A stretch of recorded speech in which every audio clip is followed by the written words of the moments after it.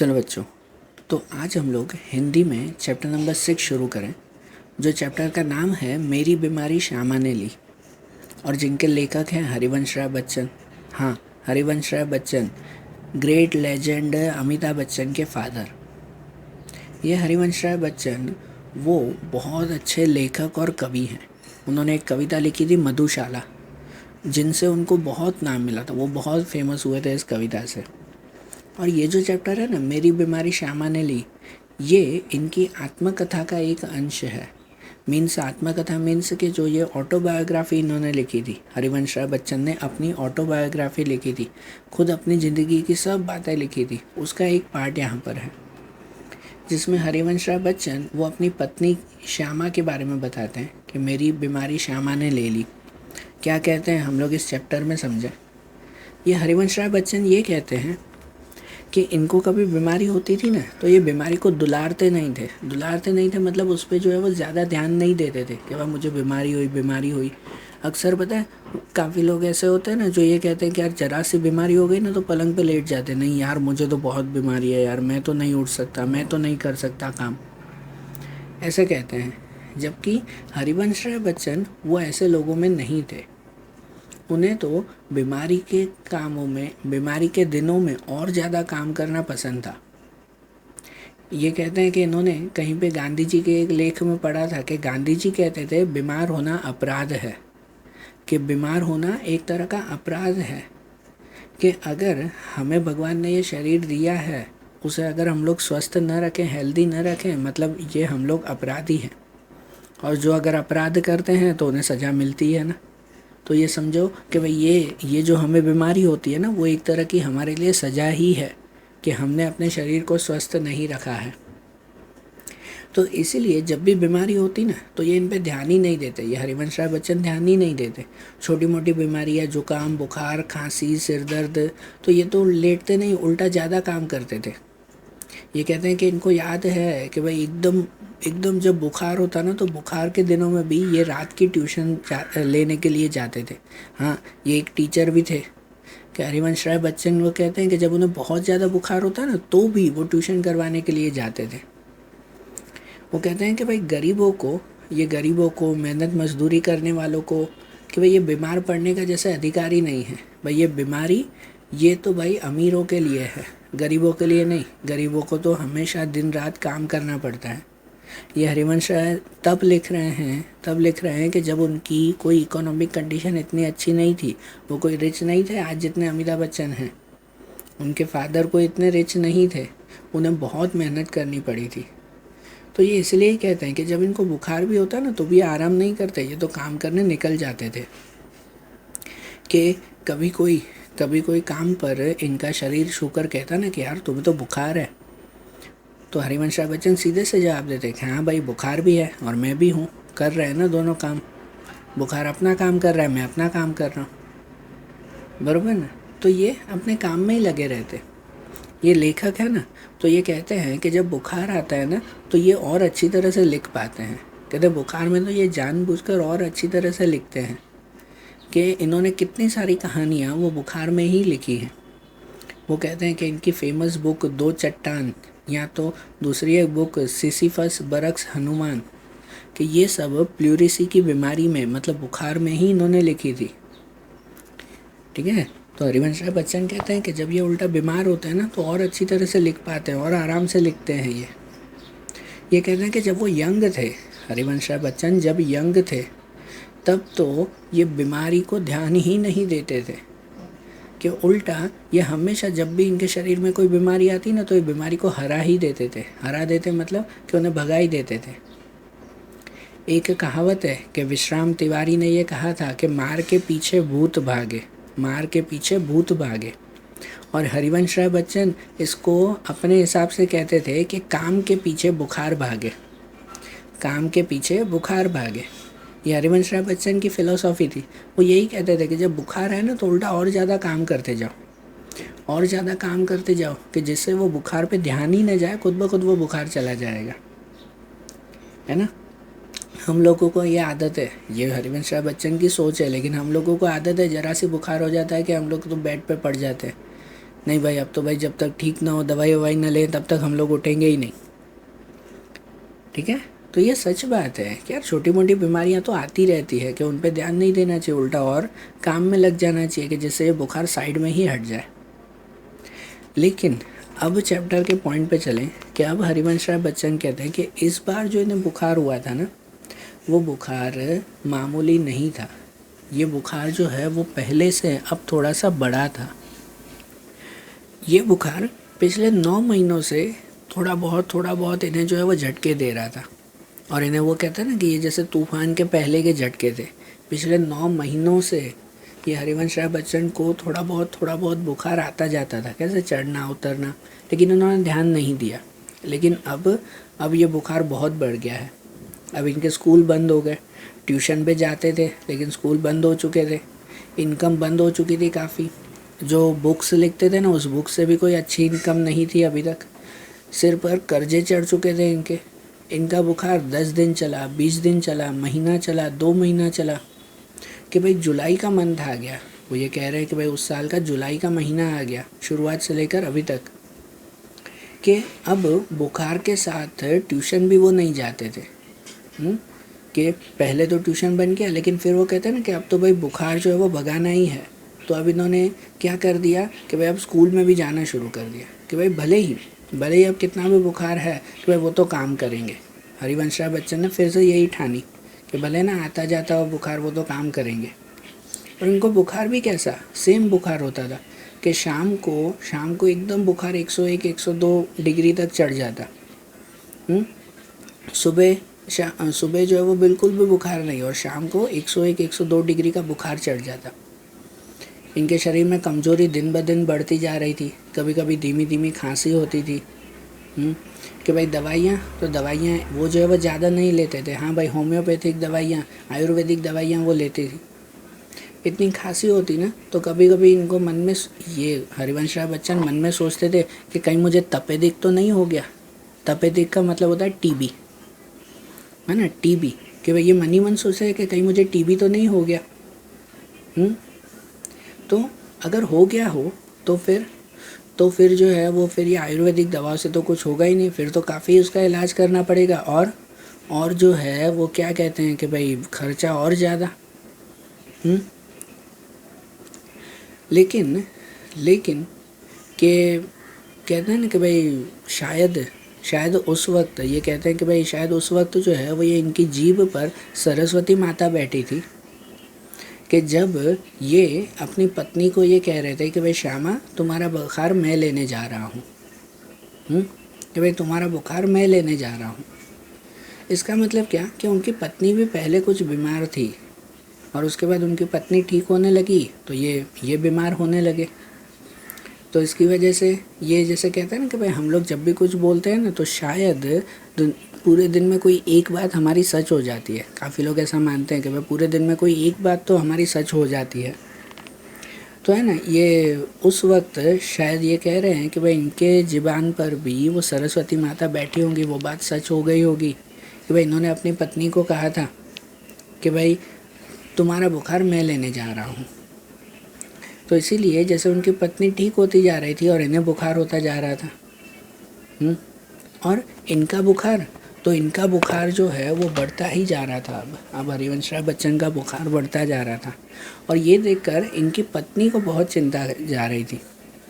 इनकी पत्नी को बहुत चिंता हो रही थी कि भाई कैसे जो है वो ये ठीक किया जाए। होगी ना, एक पत्नी को तो चिंता होगी ना कि भाई उसके पति को जो है वो ये इतना बुखार है। लेकिन हरिवंश राय बच्चन तो वही ना, उनको तो अपना ही लॉजिक था कि भाई बुखार में तो भाई हमें बैठना ही नहीं है, और ज़्यादा जो है वो ये काम करते जाना है, चुपचाप काम करते जाओ, बुखार भले हो। तो वो काम करते जा रहे थे, आयुर्वेदिक दवाइयाँ लेते और काम करते जाते। लेकिन धीरे धीरे जो है वो ये कमज़ोरी इनकी और बढ़ गई, है ना, कमज़ोरी और बढ़ गई। इनकी पत्नी रोज़ इन्हें कहती थी कि भाई जाकर डॉक्टर को दिखा के आओ, लेकिन ये हरिवंश राय बच्चन मानते ही नहीं कि भाई मुझे नहीं दिखाना है। और आखिरकार एक दिन इनकी पत्नी ने इनके ऊपर ब्रह्मास्त्र छोड़ दिया। मतलब वो कहते हैं ना कि भाई आखिरी जो है वो ये एक बात कह दी। इनकी पत्नी ने सीधा कह दिया कि अब जब तक आप डॉक्टर को दिखा के नहीं लाओगे ना तो तब तक मैं खाना नहीं खाऊंगी। तो अब इसके सामने कोई भी पति कैसे ना बोल सके, है ना, उसके सामने कैसे मना कर सके। अब तो हरिवंश राय बच्चन को वो डॉक्टर के पास जाना ही था। जब उनकी पत्नी श्यामा ने सीधा ही कह दिया आप डॉक्टर के पास नहीं जाओगे तो मैं खाना नहीं खाऊंगी, भाई इतना बुखार, इतने महीनों से बुखार चल रहा है, तो अब तो उनको मानना ही था। वो तो गए अब डॉक्टर के पास। उनके पहचान वाले, उनके एक दोस्त ही थे डॉक्टर मुखर्जी। डॉक्टर मुखर्जी को दिखाने गए ना, तो उनको भी, डॉक्टर को भी और इनको भी, हरिवंश राय बच्चन को भी डर था कि कहीं सच में इनको कोई टीबी ना हो गया हो। तो डॉक्टर ने अभी तो भाई इलाज के लिए उनको कुछ नुस्खे जो है वो लिख कर दिए, कुछ दवाइयाँ लिख कर दी और कहा कि भाई तुम जो है वो पूरी तरह से आराम करो। भाई पूरी तरह से आराम करो, इतना ही कहा। तो इतना कहना, अब आराम करना, तो आराम करने से जो है वो ये कभी आराम कर रहे थे? दवाइयाँ चलो भले ही लिख के दी, लेकिन आराम कर रहे थे? नहीं ना, इनको आराम कहाँ आता था। और डॉक्टर की बात सुनकर हरिवंश राय बच्चन को भी लगा कि डॉक्टर ज़रूर मुझसे जो है वो ये झूठ बोल रहा है, ज़रूर कोई बात बहुत बड़ी है, भाई मेरा दोस्त है ना इसलिए मुझसे छुपा रहा है। डॉक्टर भी तो उनका ही दोस्त था ना, तो ये शायद मुझसे छुपा रहा है, बात कुछ ना कुछ अलग है। और डॉक्टर ने सीधा कह दिया कि भाई चुपचाप तुम घर पर आराम करो। तो इसका मतलब क्या कि भाई आराम मैं करूं कैसे? तो इनको मन ही मन डर लगने लगा कि क्या भाई मेरा अब आखिरी समय आ गया है। हरिवंश राय बच्चन को मन ही मन डर लगने लगा कि भाई मेरा आखिरी समय आ गया है अब। तो इनको जब ये डर लगा ना, तो मन में सोच रहे थे कि भाई देखो एक तो बात है कि भाई मरने का डर नहीं है, भले जो है वो मर जाए, लेकिन मरने से पहले जीने का जो है वो प्रॉब्लम है। मर जाएंगे तो चिंता ही ख़त्म ना, सब कुछ ख़त्म हो जाएगा, फिर क्या बचा। लेकिन मरने से पहले जीने का ज़्यादा डर रहता है। कि डॉक्टर ने कहा पूरा आराम करो, इसका मतलब मैं ट्यूशन छोड़ दूँ, स्कूल छोड़ दूँ, तो भाई बिना पैसों के घर का खर्च कैसे चलेगा, है ना, कि भाई इतना बड़ा जो है वो घर वो चलेगा कैसे फिर। इनमें इनके जो भाई थे, वो इनके भाई भी जो है वो ये इतना ज़्यादा कमाते नहीं थे कि भाई जिससे उनसे पूरा का पूरा घर चल सके। इनके पिता ने, मतलब हरिवंश राय बच्चन के पिता ने, वो ये कह दिया कि भाई तुम चिंता मत करो, हम ये घर बेच कर भी तुम्हारा इलाज करेंगे। हरिवंश राय बच्चन के फादर ने इनको कहा, हरिवंश राय बच्चन को कहा, भाई तुम चिंता मत करो, तुम्हारा घर बेच कर भी, हमारा घर बेच कर भी तुम्हारा इलाज पहले करेंगे। लेकिन ये बात तो इन्हें और बुरी लगी कि भाई मेरी बीमारी की वजह से पूरा घर बेच दिया जाए तो ये कैसे चलेगा, है ना। इनको तो और ज़्यादा जो है वो बुरा लगा। ये मन ही मन सोच रहे थे कि सच में इतनी महंगी दवाइयाँ ये सब आएगी कहाँ से, इतना इलाज होगा कैसे। इनकी तो इनकम बंद, बुक्स में से इतनी इनकम जो है वो आती नहीं थी, सब कुछ बंद, तो इतनी चीज़ें मिलेगी कैसे।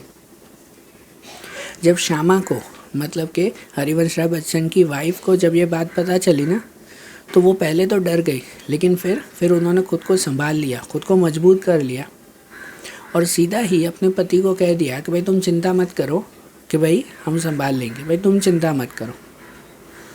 तो ठीक है कि अब जब घर वालों ने सबने सपोर्ट दिया ना, तो हरिवंश राय बच्चन ने, उन्होंने कुछ दिन तक ट्यूशन स्कूल वगैरह छोड़ दी। अब पहले जो बुक्स में से जो थोड़े पैसे मिले थे, वो थोड़े पैसे अभी पड़े हुए थे, उनमें से दवाई वगैरह मंगवा ली और चुपचाप सो गए। और ये आराम कर रहे थे घर पे, और इनकी वाइफ वो इनकी पूरा दिन सेवा करती थी। डॉक्टर ने कह दिया था कि भाई चुपचाप आराम करो, तो चुपचाप आराम करो और कोई चिंता मत करो। लेकिन आराम करते हुए ही तो चिंता बढ़ती है, उल्टा काम करते रहो ना तो चिंता नहीं होती, कि काम में मन लगा रहता है। लेकिन जैसे ही आप लेटो तो दिमाग यहाँ वहाँ घूमता है, चिंताएं और बढ़ती रहती है। हरिवंश राय बच्चन को सबसे ज़्यादा चिंता थी उनके कर्ज की, कि इनका इलाज हो या ना हो, लेकिन भाई कर्ज तो चुकाना है ना। कि अगर बाय चांस इनकी डेथ हो गई, हरिवंश राय बच्चन मर गए, तो इनके मरने के बाद इनका कर्जा कौन चुकाएगा। कि उसके बाद फिर कर्जदार इनके घर पे आकर इनकी पत्नी को हैरान करें, इनके भाई, इनके पिता को हैरान करें, तो ये कैसे जो है वो चलेगा। सही बात है ना। अगर हरिवंश राय बच्चन मर गए तो उसके बाद कर्जा मांगने के लिए वो लोग तो इनके घर पे इनकी पत्नी, इनके भाई, इनके पिता से ही मांगने आएंगे ना। तो यही चिंता इनको दिन भर खाए जाती थी। आराम तो कर रहे थे, लेकिन मन ही मन इनका दिमाग वहीं पे ही घूम रहा था। तो एक दिन श्यामा ने इनका चेहरा देख लिया कि ज़रूर पूरा दिन कोई ना कोई टेंशन में है। तो उसने सीधा ही पूछा उनकी पत्नी ने उनसे सीधा पूछा कि भाई किस बात की चिंता कर रहे हो, कि अगर इतनी चिंता करते रहोगे तो ये दवाइयाँ फ़ायदा कैसे देगी। सही बात है ना, कि भाई ठीक होने का एक उस दूसरा इलाज है ये, कि भाई जो है वो एकदम फ्रेश माइंड रहो, खुश रहो, तो आप लोग खुद ब खुद ठीक हो जाओगे। तो उसके पत्नी श्यामा ने ये कहा ना कि अगर ऐसी चिंता करते रहोगे तो फिर ठीक कैसे होगे, फिर तो ये दवाइयाँ कैसे फ़ायदा करेगी। तो हरिवंश राय बच्चन ने कहा कि यार देखो, उस ट्रैक सोसाइटी का मेरे ऊपर 400 रुपये का कर्ज है, दूसरा जो है वो ये कुछ यहाँ वहाँ का 100-200 रुपये का कर्ज है, ये सब कर्जे जो है वो कैसे उतारेंगे। देखो ये 400 या 100-200 रुपये ये जो है वो उस वक्त समझो लाखों की अमाउंट होती थी, है ना, बहुत बड़ी अमाउंट होती थी। अभी भले ये 400-500 लगते हो। तो जब इन्होंने अपनी पत्नी को ये समझाया ना कि यार देखो इतना बड़ा कर्ज है, ये उतारेंगे कैसे, तो उनकी पत्नी ने पहले तो कुछ जवाब नहीं दिया, लेकिन फिर जो जवाब दिया ना वो सुनकर तो हरिवंश राय बच्चन भी शौक हो गए। उनकी पत्नी ने सीधा ही कह दिया कि भाई तुम चिंता मत करो, भाई कर्ज तो मैं तुम्हारे मरने के बाद भी उतार दूंगी, तुम इसका चिंता छोड़ दो।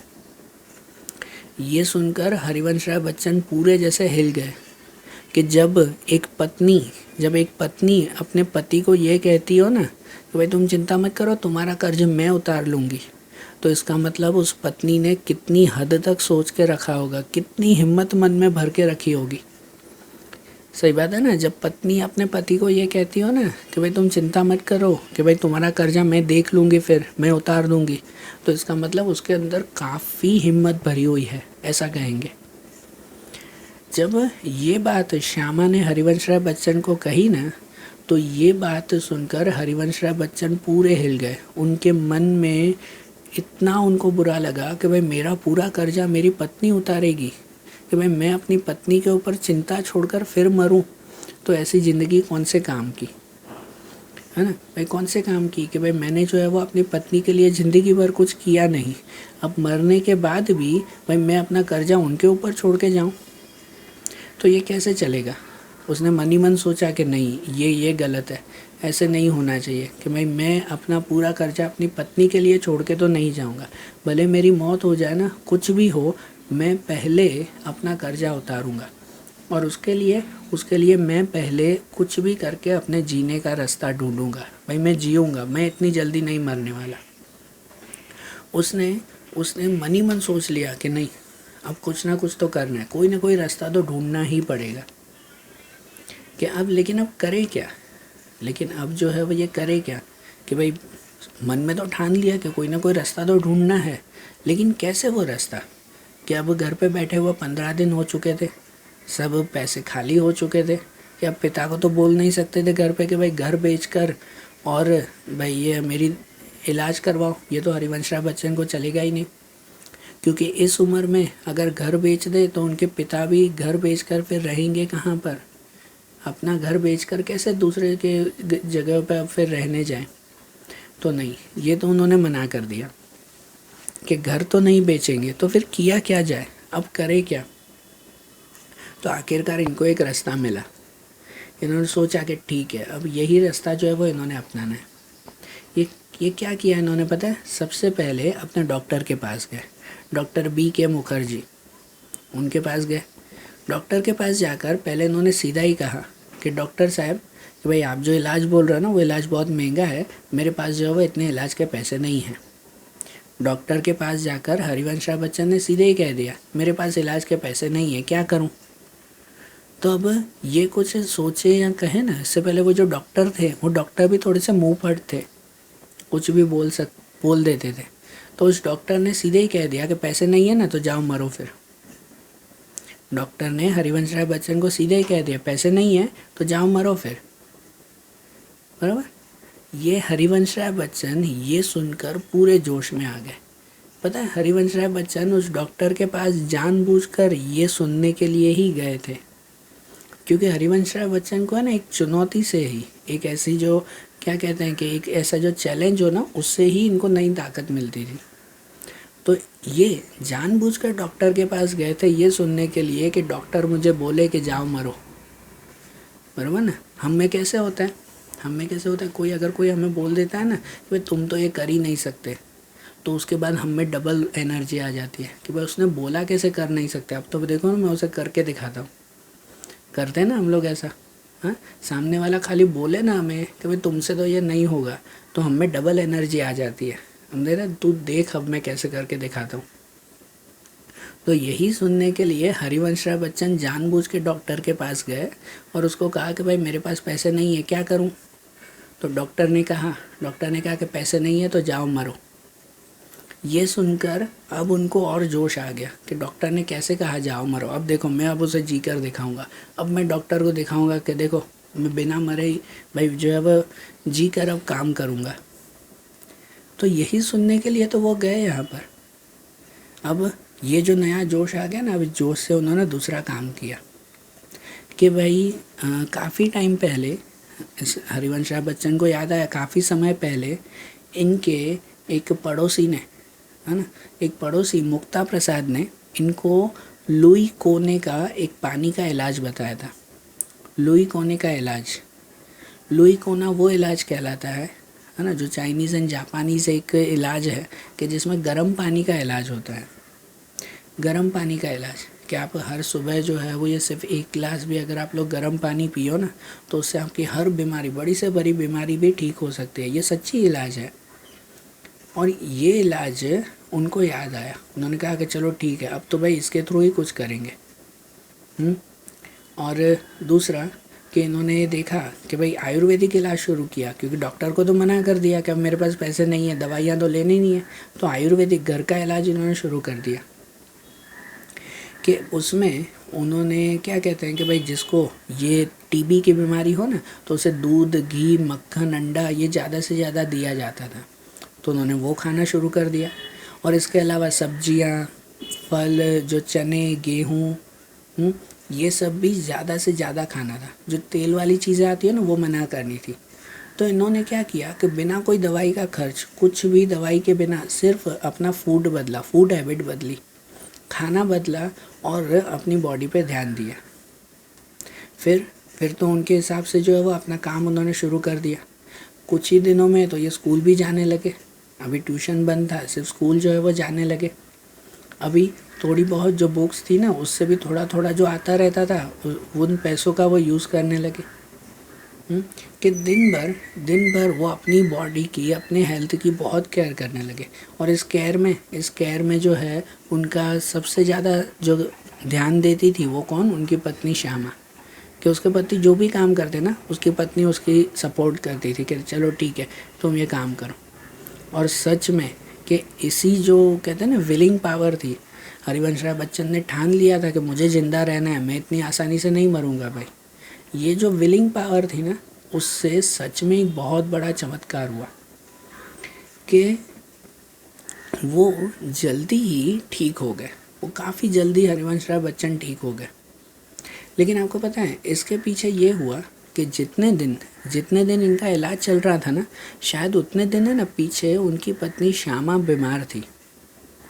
लेकिन उनकी पत्नी श्यामा ने अपने पति को कुछ भी नहीं बताया, कि भाई मैं बीमार हूँ। क्योंकि श्यामा को पता था ना कि भाई उसके पति का इलाज चल रहा है, भाई वो उसे और टेंशन नहीं देना चाहती थी। तो उनकी पत्नी ने जैसे जानबूझकर सब चीज़ें छुपा के रखी कि भाई उसके अंदर भी कोई ना कोई बीमारी है।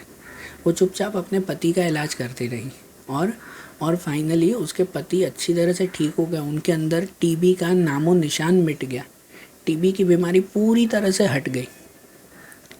कि 15 अप्रैल 1936 को, ये एक डेट कहते हैं, अपनी असली बात बताते हैं ना ये हरिवंश राय बच्चन कहते हैं कि 15 अप्रैल 1936 के इस दिन को ये बिल्कुल ठीक हो गए थे। और पूरी फैमिली के साथ इन्होंने अच्छी तरह से डिनर किया था। कहते हैं ना खाना पीना बदल कर अब पूरी फैमिली के साथ एक अच्छा डिनर किया था 15 अप्रैल 1936।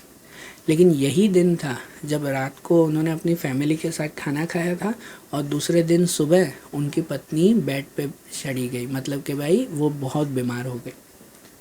यहाँ पर ये ठीक हो गए हरिवंश राय बच्चन, उसके दूसरे ही दिन उनकी पत्नी वो बीमार हो गई। और वो जो बीमार हुई ना, तो वो करीबन 216 दिन, मतलब पूरे साल के आसपास, है ना, 75% ईयर के आसपास वो क्या कहते हैं, बेड पर ही रही। 15 अप्रैल 1936 को वो बीमार हुई थी और 17 नवंबर 1936 को उनकी पत्नी की डेथ हो गई। उनकी पत्नी नहीं बच पाई। ये जो चैप्टर का नाम है ना, ये चैप्टर का नाम यहाँ ये क्लियर करते हैं। हरिवंश राय बच्चन कहते हैं ना, मेरी बीमारी श्यामा ने ली। तो ये वही कहते हैं कि शायद उनकी पत्नी ने उनकी इतनी सेवा की कि जैसे उनकी पूरी बीमारी वो श्यामा ने खुद ले ली। कि उनके पति तो बच गए, मतलब हरिवंश राय बच्चन तो बच गए, लेकिन उनकी पत्नी श्यामा नहीं बच पाई। कि उसके बाद ये हरिवंश राय बच्चन को खुद ही मन ही मन बहुत दुख होता था कि उनकी पत्नी ने जितनी सेवा की ना उनकी, कि ये उतनी सेवा उनको नहीं कर पाए। उनकी पत्नी ने इनको बचा लिया, लेकिन ये अपनी पत्नी को नहीं बचा पाए।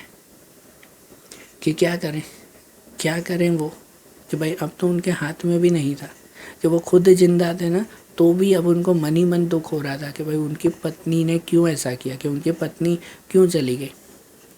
कि वो खुद तो बच गए, लेकिन उनकी पत्नी अब इस दुनिया में नहीं रही। इसलिए इस चैप्टर का नाम वो कह रहे थे ना, मेरी बीमारी श्यामा ने ली। कि श्यामा ने खुद को बचाकर, इनको बचाकर और खुद की जान जैसे दे दी। इनकी पूरी बीमारी श्यामा ने जैसे खुद ले ली। बराबर। तो आज जैसे हिंदी में हमने ये चैप्टर देखा ना, हरिवंश राय बच्चन की रियल एक इंसिडेंट, रियल एक किस्सा हमने सुना। ऐसे ही हिंदी के दूसरे चैप्टर्स हम लोग अगले वीडियोस में देखेंगे। Okay, thank you.